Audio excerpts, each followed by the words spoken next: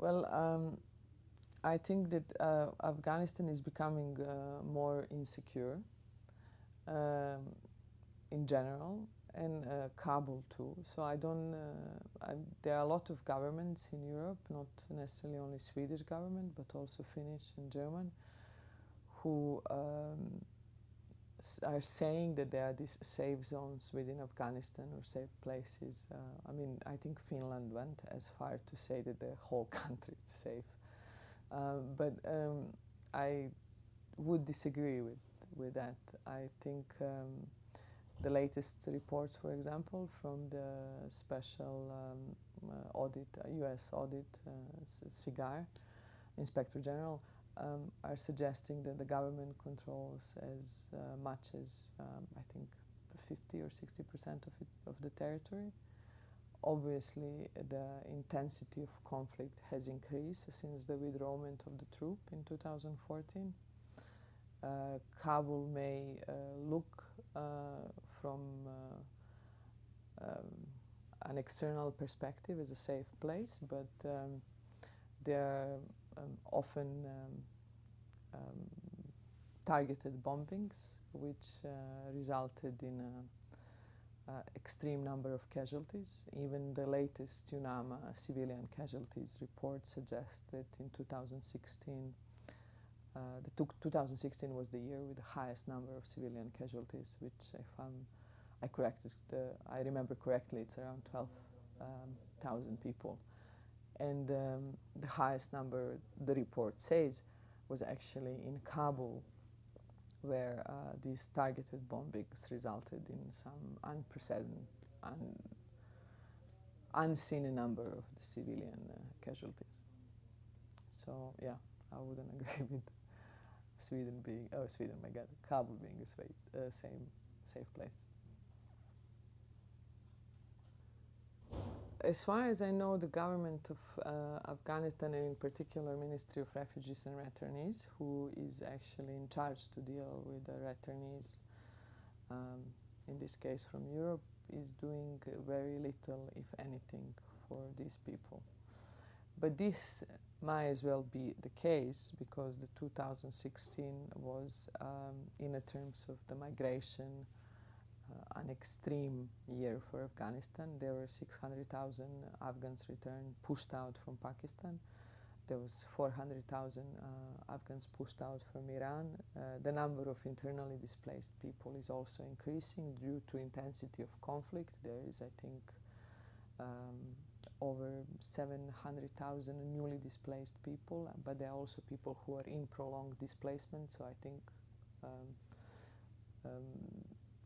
both figures put together, that would be 1.5 million internally displaced persons. So all of these people are in need, and all of these people fall under the mandate of the Ministry of Refugees and Repatriation.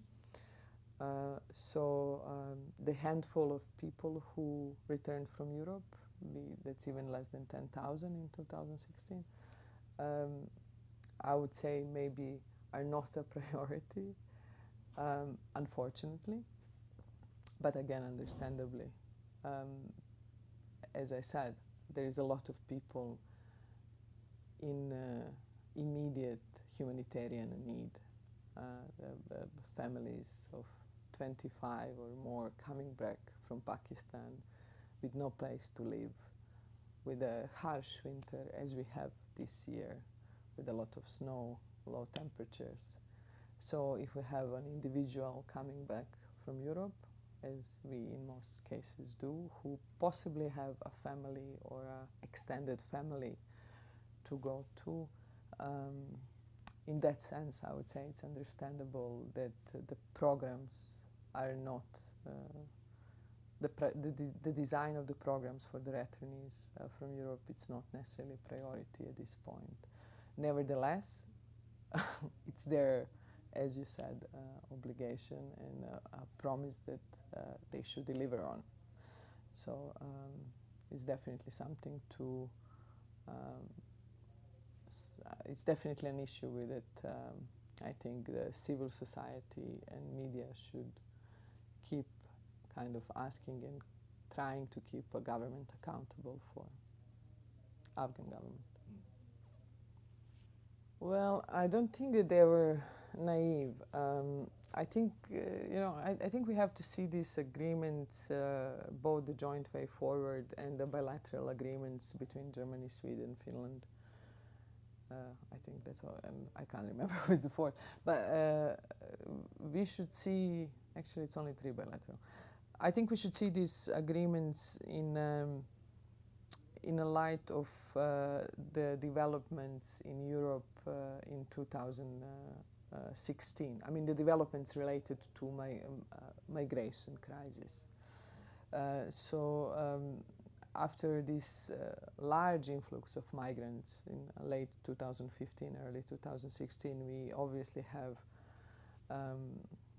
in European Union, on the level of the European Union decision-making, first the EU-Turkey deal, then we have the kind of initiative, the Balkan initiative, which involved also the Austrian police, so the member of EU, to close the Balkan humanitarian corridor, I mean so-called Balkan humanitarian corridor, which was opened throughout the 2015 and the first 3 months of 2016.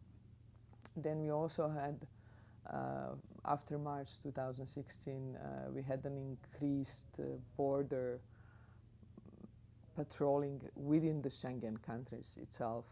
So so not necessarily at the border of the Schengen or EU in the sense between Hungary and Serbia, but within EU itself. So finally, then later in the year, in October, we have the repatriation agreement signed. So I think this is kind of a logical, I would say, the development, or kind of the response that the EU response to migration was, I would say, designed in several steps. The one was the control of to stop the flow. The second one is the control of the borders of each individual nation state. And then the third step was obviously the deportation or the repatriation agreements, as they are called. So it's kind of three-folded approach or three-pronged approach, which I think was pretty much clearly articulated in that leaked memo from EU, if you remember, in March, April, in which they do suggest more or less this kind of sequencing of the response to the Afghan migration influx. So I don't think that they were naive in the sense. I think that they were consistent. I mean, they thought through and that they consistently applied what they thought it's the solution for the migration, for the Afghan migration influx in Europe. Obviously, these kind of agreements are signed between the governments or whatever, the multilateral representations like the EU and the government. So, I mean, EU or in the individual nation states from European Union, they obviously need Afghan government as counterpart. There is a lot of incentives linked first to the joint way forward as an umbrella agreement. Most importantly, that's the DevCo project, which is the Development and Cooperation Project, which is there to help Afghan government, and in particular Ministry of Refugees and Repatriation, to build its capacity to deal with the situations like this, or actually to deal with the population that is being returned to country. So as I understand, or as I've heard in the last couple of weeks, the DevCo is slowly kind of taking a shape and also taking a place. So this project should help the government to address not only needs of returnees from Europe, but also those from Pakistan and other migratory population.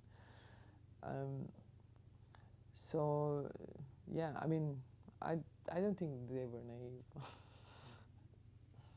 Again, when we look at the migration influx in Europe in 2015 and 16, this is not only Afghans, obviously. We're talking about Syrians, Iraqis, and so on.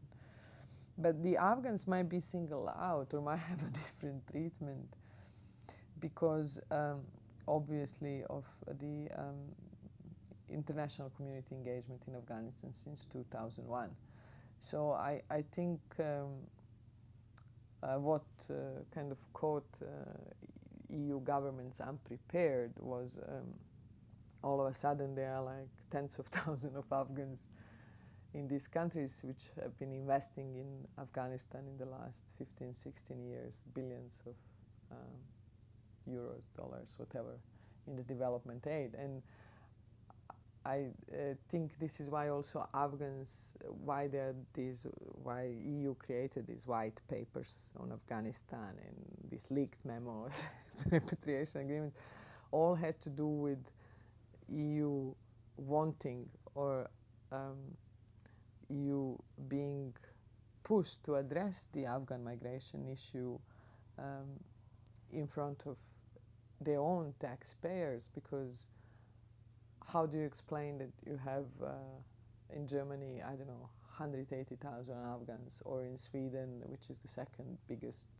receiving country in EU, whatever is the number, 50, 60,000, I don't know.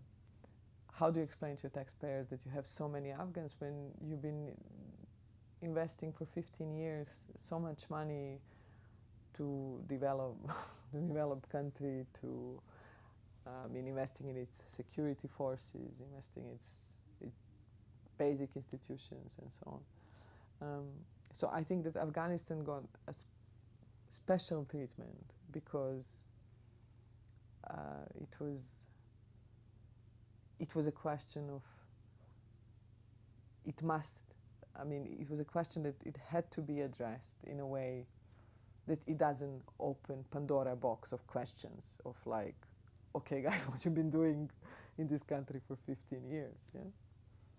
Low self-esteem because they obviously migrated to Europe with high hopes that they're going to first pay the debt they had to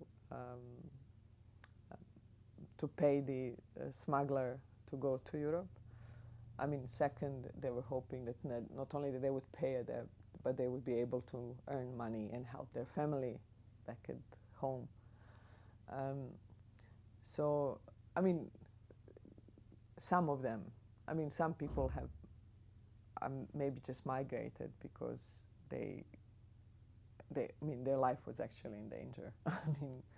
So I think also we have to be careful, and I don't think all of Afghans are economic migrants. I think some of them might have actually are in the situation. Have been in the situation where their life was threatened. So when they come back, the fact that they come back with the low self-esteem, it's also challenged further with the lack of job opportunities in Afghanistan itself. As you may know, that the poverty rate in Afghanistan is around 40%, so around 40% of the population lives below the poverty line. Obviously, some of them who are minors or below 18, they also need, an opportunity to continue your education might also be challenged because, as you know, there is not enough schools in Afghanistan. There is, again, not enough teachers available in these schools, and so on. So I would say they come back to an extremely difficult situation in which the prospect of finding a job or a continuing education are limited. Again, security in most of the country is obviously not good. In Kabul, you can always be in the wrong time in the wrong place. So yeah, I mean, I don't see that. I mean, I don't see that they have a lot of. I don't see they have a bright future ahead of them. My understanding is that some of them do come back to Kabul, but eventually they go to their own home provinces. A lot of people are not from Kabul. I mean, people we encountered, for example, in Belgrade on Balkan route, a lot of them were from Nangarhar. A lot of people also from Central Highlands,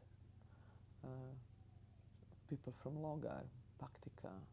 So, I mean, also people from North. So, I mean, people come all over the place. I mean, from all over Afghanistan. And I guess most of them, they go back to their home provinces. I mean, there are obviously cases when a person cannot go back to its own home province because of either because of the contested security situation in the province or because there is no any family member left there and so on. I understand that government together with the IOM established the reception center in Jangalak. Jangalak is the area in Kabul. But I also understand that in 2016 of these 7,000 people, only 43 actually used it. So although I was told that all of them were offered to use the reception center. So yeah, I mean, I was also told by the IOM, who apparently goes to airport to welcome people, that most of the people, that in most of the cases, family wait for their beloved ones. Only small number actually, IOM says, applied for this transportation fee, the money that IOM provides to people to pay the taxi or whatever to go back home. So yeah, I mean, I think I don't think that there is a pattern, or I don't think that you could say most of them stay in Kabul, most of them go, or you know, I mean, I think some of them obviously stay in Kabul, but a lot of people goes back to their home provinces, if obviously security situation allows. Well, I, to be honest, think that's a limited option for anyone, be it Hazara, Tajik or Pashtun. If you're on your own in Kabul, it's very difficult. Just because this society is often, just because this society functions according to a different model. So like your immediate family network and your extended family network is what keeps you afloat in society. So it's not a society where you come back to a city and then you go to a work bureau or whatever you say, and then you apply for a job, or you know, you go to a social center, and in social center they provide you with whatever you need, and then if you don't have where to sleep, there is a shelter. You know, it's society is not organized like that. This is a very kind of a collective mindset. It's not an individual society with, I mean, society of individuals with a strong institutions. It's more like kind of, you know, non-existing institutions and families around, I mean, or networks of your extended family, which is there to provide you all of these social services, which in the West would be provided by the whatever institution, the government. So here, that's the role of the extended family. So I would say it's difficult for everyone. I wouldn't put the ethnic prefix to it. I would say any individual, regardless of its background, coming on its own to Kabul without money or with limited money is difficult.